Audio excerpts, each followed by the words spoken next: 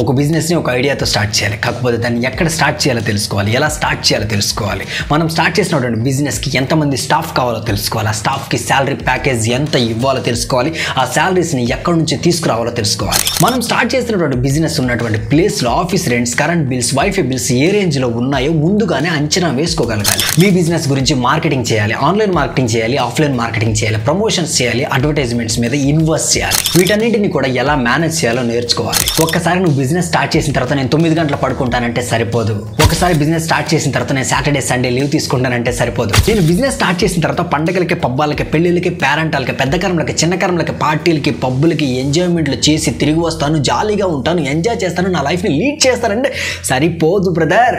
Hi అందరికీ నమస్కారం. Welcome to the great satisfaction world answer book Madhu.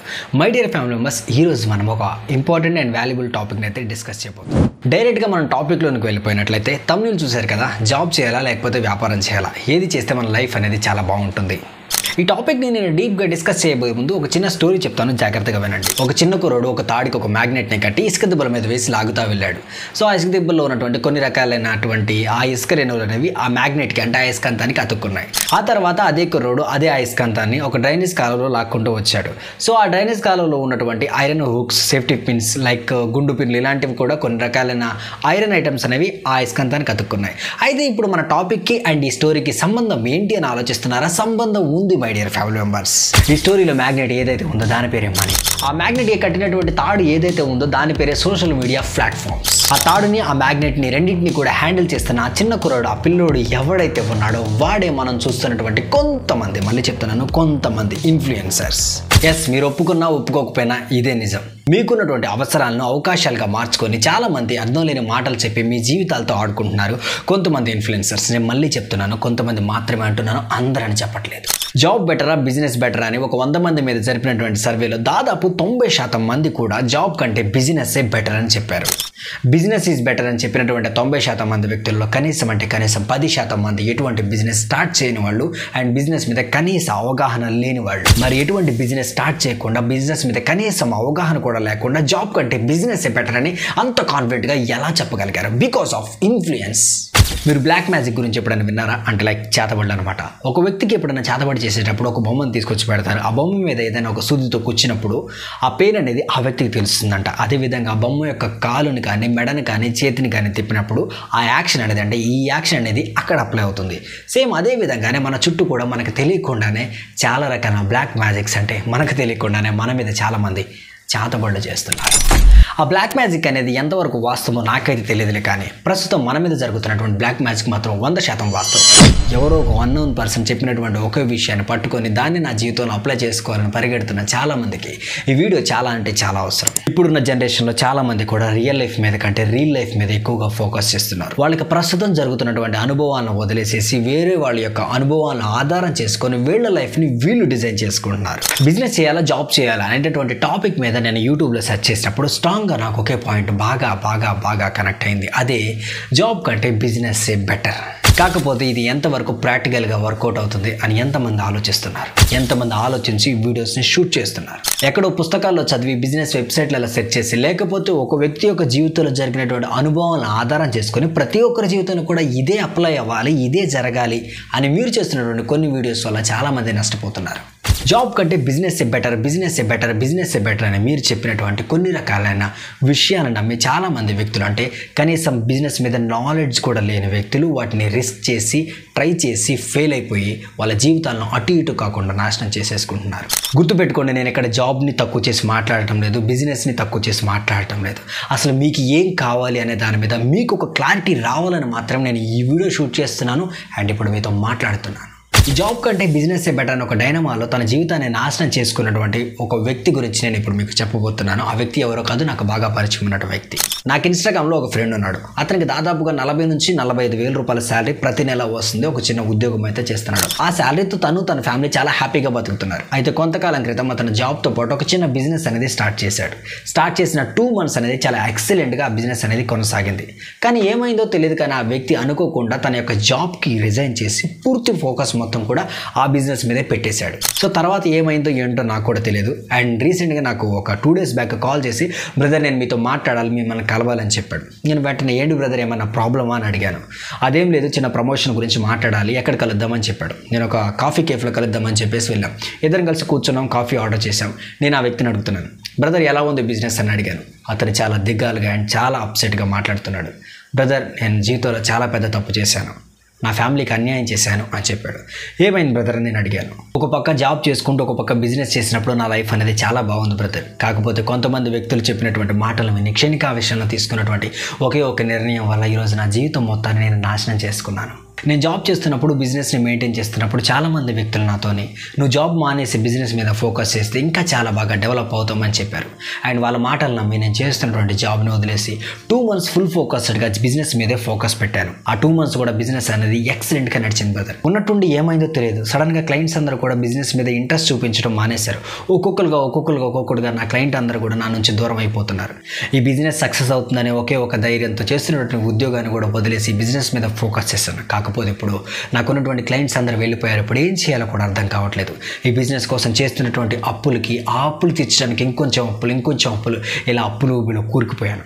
ఇప్పుడు నా పరిస్థితి ఎలా ఉందంటే బ్రదర్, కనీసం నా ఫ్యామిలీకి ఫుడ్ పెట్టే పరిస్థితుల్లో కూడా నేను లేను. నా ఫ్యామిలీకి నేను చాలా అన్యాయం చేశాను బ్రదర్, నాకు నిజంగా అసలు బ్రతకాలనే లేదు అని చెప్పాడు. నేను వెంటనే ఆ వ్యక్తికి ఇలా చెప్పాను, బ్రదర్ దానిలో ఏముంది, మళ్ళీ వెళ్ళి జాబ్లో జాయిన్ అవ్వచ్చు కదా, మళ్ళీ మీ లైఫ్ని రీస్టార్ట్ చేయొచ్చు కదా అని చెప్పాను. దానికి అతను ఏం చెప్పాడో తెలుసా, ఏ ముఖం పెట్టుకొని నేను మళ్ళీ జాబ్లో జాయిన్ అవుతాను బ్రదర్, బిజినెస్ ఉందనే ధైర్యంతో నా బాస్ దగ్గర నా రిజగ్నేషన్ లెటర్ చాలా యాటిట్యూడ్తో ఇచ్చొచ్చాను. ఇప్పుడు కనుక నేను మళ్ళీ వెళ్ళి జాబ్లో జాయిన్ అవుతానంటే వాళ్ళు నన్ను చేతకాని వాళ్ళలాగా చూస్తారు, వాళ్ళ దగ్గరికి వెళ్ళలేను, ఎక్కడ బతకలేను. నా ఫ్యామిలీకి నేను చాలా బాగా అన్యాయం చేశాను బ్రదర్. ఈ బిజినెస్ కోసమే చేస్తున్నటువంటి ఉద్యోగాన్ని వదిలేసి నా ఫ్యామిలీని ఎంతగానో ఇబ్బంది పెట్టాను. ఆ బిజినెస్ని కాపాడుకోవడానికి అప్పు చేశాను, ఆ అప్పులు తీర్చడానికి ఇంకొంచెం అప్పు చేశాను, ఆ అప్పు తీర్చడానికి ఇంకొంచెం అప్పులు, ఇలా అప్పులు పడిపోయాను. ఇప్పుడు నా పరిస్థితి ఎలా ఉందంటే ఇటు చావాలేక ఇటు బతకలేక ఏం చేయాలో అర్థం కాని పరిస్థితిలో ఉన్నాను. నాకు నిజంగా ఈ బ్రతుకు మీద విరక్తి వచ్చేసింది బ్రదర్. తెలిసి తెలియకుండా తీసుకున్నటువంటి ఒక్క నిర్ణయం వల్ల ఈరోజు నా జీవితం అంతా నేను నాశనం చేసుకున్నాను బ్రదర్ అని చాలాసేపు నా దగ్గర బాధపడ్డాడు.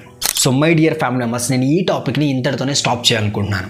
ఈ డిస్కషన్ తర్వాత నేను అతనికి ఏం చెప్పాను, అతను ఏం చేశాడు అనే విషయాన్ని సమయం వచ్చినప్పుడు ఖచ్చితంగా ఒక రోజు అయితే చెప్తాను. మై డియర్ ఫ్యామిలీ మెంబర్స్, ఇక్కడ జాబ్కు ఉండాల్సినటువంటి అడ్వాంటేజెస్ అనేవి జాబ్కు ఉన్నాయి, బిజినెస్కు ఉండాల్సినటువంటి అడ్వాంటేజెస్ అనేవి బిజినెస్కు ఉన్నాయి. జాబ్లోనే రిస్క్ ఉంది, బిజినెస్లోనూ కూడా రిస్క్ ఉంది. కాకపోతే ఏది ఎవరికి సూట్ అవుతుంది, ఏది ఎవరు ముందుగా క్యారీ ఫార్వర్డ్ చేసుకోగలరు అండ్ ఒక స్పష్టమైన నిర్ణయాన్ని తీసుకొని సరైన మార్గంలో ఎవరైతే వెళ్ళగలుగుతారో వాళ్ళే సక్సెస్ అనేది టేస్ట్ చేయడం జరుగుతుంది. ఎవరో ఒక వ్యక్తి చేస్తున్నటువంటి ఉద్యోగాన్ని వదిలేసి బిజినెస్ని స్టార్ట్ చేసి లక్షలు సంపాదించాడన్న వీడియోని ఇన్స్టాగ్రామ్లోనూ యూట్యూబ్లోనూ చూసి నేను కూడా నా జాబ్ మానేసి ఒక బిజినెస్ని స్టార్ట్ చేసి లక్షలు సంపాదిస్తాను, కోట్లు సంపాదిస్తానంటే అది మూర్ఖతరపు ఆలోచన మాత్రమే అవుతుంది. ఎందుకంటే నువ్వు ఆ వీడియోలో చూసినటువంటి వ్యక్తి యొక్క లైఫ్ స్టైల్ వేరు, నీ లైఫ్ స్టైల్ వేరు, అతని యొక్క ఫ్యామిలీ స్ట్రక్చర్ వేరు, నీ ఫ్యామిలీ స్ట్రక్చర్ వేరు. అతని లైఫ్లో జరిగిన అద్భుతం నా లైఫ్లో కూడా జరగాలని ఆశపడితే ఎలా? మీ అందరికీ అర్థం కావడం కోసం ఒక చిన్న ఎగ్జాంపుల్ చెప్తాను. పెద్ద సిటీల్లో ఓలా, ఊబర్ క్యాబ్లు అనేవి చాలా ఎక్సలెంట్గా కొనసాగుతూ ఉంటాయి. అలా అని మన పల్లెటూరులో, అంటే ఒక చిన్న పల్లెటూరులో, అప్పుడు డెవలప్ అవుతున్నటువంటి పల్లెటూరులో కూడా నేను ఓలా, ఊబర్ క్యాబ్లను రన్ చేస్తాను, ఈ బిజినెస్ని ఇక్కడ స్టార్ట్ చేస్తానని అనుకుంటే అది ఎంతవరకు సక్సీడ్ అవుతుంది మీరే చెప్పండి. బిజినెస్ని స్టార్ట్ చేయాలి అని అనుకోవటం గొప్ప కాదు, ఆ బిజినెస్ని ఎక్కడ ఎప్పుడు అమలు చేయాలో తెలుసుకోలేకపోవడంతోనే మీ యొక్క పతనం అనేది స్టార్ట్ అవుతుంది. ప్రస్తుతం ఒక ఉద్యోగం చేస్తున్నటువంటి వ్యక్తికి 1వ తారీఖు నుంచి 10వ తారీఖు లోపు ఒక ఖచ్చితమైన శాలరీ అనేది వస్తుంది. ఆ శాలరీతో తను చాలా హ్యాపీగా ఉంటాడు, తనకు కావాల్సిన అవసరాలను తీర్చుకుంటాడు, తన ఫ్యామిలీని కూడా బాగా చూసుకుంటాడు. ఈ లోపల యూట్యూబ్లో ఒక వీడియో చూసి చేస్తున్నటువంటి ఉద్యోగాన్ని వదిలేసి ఈ బిజినెస్ స్టార్ట్ చేస్తే చాలా ఎక్కువ డబ్బులు వస్తాయని ఒక వీడియో చూసి నేను కూడా నా ఉద్యోగాన్ని వదిలేసి నేను ఆ బిజినెస్ స్టార్ట్ చేస్తాను. ఏది కనీస అవగాహన లేనటువంటి, కనీస బిజినెస్ నాలెడ్జ్ లేకుండా నేను ఆ బిజినెస్ని స్టార్ట్ చేసి లక్షలు సంపాదిస్తాను, కోట్లు సంపాదిస్తానని ఉన్న ఉద్యోగాన్ని వదిలేసి వెళ్ళిపోతే దాన్ని ఏమనాలి? ఒక ఉద్యోగం చేస్తున్నటువంటి 8 గంటలు, మహా అయితే 12 గంటలు మాత్రమే ఆ ఉద్యోగం గురించి ఆలోచించాలి. అదే ఒక బిజినెస్ని స్టార్ట్ చేసినటువంటి వ్యక్తి 24 గంటలు ఆ బిజినెస్ గురించి ఆలోచించాలి. ఒక బిజినెస్ని ఒక ఐడియాతో స్టార్ట్ చేయాలి, కాకపోతే దాన్ని ఎక్కడ స్టార్ట్ చేయాలో తెలుసుకోవాలి, ఎలా స్టార్ట్ చేయాలో తెలుసుకోవాలి. మనం స్టార్ట్ చేసినటువంటి బిజినెస్కి ఎంతమంది స్టాఫ్ కావాలో తెలుసుకోవాలి, ఆ స్టాఫ్కి శాలరీ ప్యాకేజ్ ఎంత ఇవ్వాలో తెలుసుకోవాలి, ఆ శాలరీస్ని ఎక్కడి నుంచి తీసుకురావాలో తెలుసుకోవాలి. మనం స్టార్ట్ చేసినటువంటి బిజినెస్ ఉన్నటువంటి ప్లేస్లో office rents, current bills, WiFi bills ఏ రేంజ్లో ఉన్నాయో ముందుగానే అంచనా వేసుకోగలగాలి. పెట్టాలి, మీ బిజినెస్ గురించి మార్కెటింగ్ చేయాలి, ఆన్లైన్ మార్కెటింగ్ చేయాలి, ఆఫ్లైన్ మార్కెటింగ్ చేయాలి, ప్రమోషన్స్ చేయాలి, అడ్వర్టైజ్మెంట్స్ మీద ఇన్వెస్ట్ చేయాలి. వీటన్నిటిని కూడా ఎలా మేనేజ్ చేయాలో నేర్చుకోవాలి. ఒక్కసారి నువ్వు బిజినెస్ స్టార్ట్ చేసిన తర్వాత నేను 9 గంటలు పడుకుంటానంటే సరిపోదు. ఒకసారి బిజినెస్ స్టార్ట్ చేసిన తర్వాత నేను సాటర్డే సండే లీవ్ తీసుకుంటానంటే సరిపోదు. నేను బిజినెస్ స్టార్ట్ చేసిన తర్వాత పండగలకి, పబ్బాలకి, పెళ్లిళ్ళకి, పేరెంటాలకి, పెద్ద కర్మలకి, చిన్న కర్మలకి, పార్టీలకి, పబ్బులకి ఎంజాయ్మెంట్లు చేసి తిరిగి వస్తాను, జాలీగా ఉంటాను, ఎంజాయ్ చేస్తాను, నా లైఫ్ని లీడ్ చేస్తానంటే సరిపోదు బ్రదర్. నువ్వు స్టార్ట్ చేసినటువంటి బిజినెస్కి సరైన ప్లాట్ఫామ్ వచ్చేంత వరకు నీ టైంని, నీ మనీని దాంట్లో ఇన్వెస్ట్ చేసి కష్టపడి పని చేయాలి. ఒక్క మాటలో చెప్పాలంటే నీ బ్లడ్ అండ్ సోల్ పెట్టి కష్టపడి పని చేస్తే తప్ప, మళ్ళీ చెప్తున్నాను, కష్టపడి పని చేస్తే తప్ప నీ బిజినెస్లో నువ్వు సక్సెస్ అనేది ఎప్పటికీ చూడలేవు. ఇవన్నీ తెలుసుకోకుండా చేస్తున్న పని నచ్చకో, లేకపోతే బిజినెస్లో డబ్బులు ఎక్కువగా వస్తాయన్న ఆశతోనో చేస్తున్న పనిని వదిలేసి మీ లైఫ్ని రిస్క్లో పెట్టుకోమాకండి. ఈ వీడియో నేను చేయడానికి కారణం ఏంటంటే, నిన్న నాకు కలిసినటువంటి బ్రదర్కి జరిగినట్లు ఎవరికి జరగడానికి వీల్లేదు. ఆ రోజు ఆ బ్రదర్ నాకు ఫోన్ చేశాడు కాబట్టి సరిపోయింది. ఒకవేళ ఫోన్ చేయకుండా ఏదైనా నిర్ణయం తీసుకొని ఉంటే, ఒకవేళ మీకు నిజంగా బిజినెస్ని స్టార్ట్ చేయాలని ఆసక్తి ఉంటే, ఆ బిజినెస్ మీద మీకు 100% నాలెడ్జ్ ఉంటే, ఆ బిజినెస్ని నేను లీడ్ చేయగలనన్న నమ్మకం మీకుంటే, ఒక పక్క మీ పని చేసుకుంటా ఒక పక్క బిజినెస్ని కూడా రన్ చేయడానికి ప్రయత్నం అయితే చేయండి. కొంతకాలం తర్వాత ఖచ్చితంగా నీ బిజినెస్కి ఒక రీచ్ అండ్ రికగ్నైజ్మెంట్ అనేది వస్తుంది. అప్పుడు మీరు చేస్తున్నటువంటి పనిని వదిలేసి ఫుల్ టైం ఈ బిజినెస్ మీద ఇన్వెస్ట్ చేయండి, తప్పు లేదు. అంతేగాని ఏదో ఒక పని చేసుకుంటూ నెలకు ఎంతో కొంత సంపాదిస్తున్న నువ్వు ఎవడో చెప్పిన మాటలని బిజినెస్ చేస్తే లక్షలు వస్తాయి, కోట్లు వస్తాయి అని తెలుసుకొని నీకు తెలిసి తెలియని ఒక పనిని ట్రై చేసి టైం వేస్ట్ చేసి నీ ఇన్వెస్ట్మెంట్ అంతా దాని మీద పెట్టి తర్వాత నష్టపోతే దానికి బాధ్యులు ఎవరు?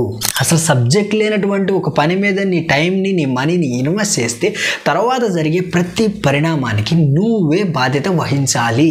మై డియర్ ఫ్యామిలీ మెంబర్స్, ఫైనల్గా నేను చెప్పేది ఒకటే మాట, రిస్క్ తీసుకోవడంలో తప్పలేదు, కాకపోతే రెస్పాన్సిబిలిటీని బ్రేక్ చేస్తే చాలా తప్పు. మీ మీద ఆధారపడిన కుటుంబాలకు మీరే ఆధారం. కాబట్టి ఆలోచించి నిర్ణయం తీసుకోండి. మరో ఎపిసోడ్లో మరో మంచి టాపిక్తో మళ్ళీ మేము ముందుకు వస్తాను. అంతవరకు సెలవు.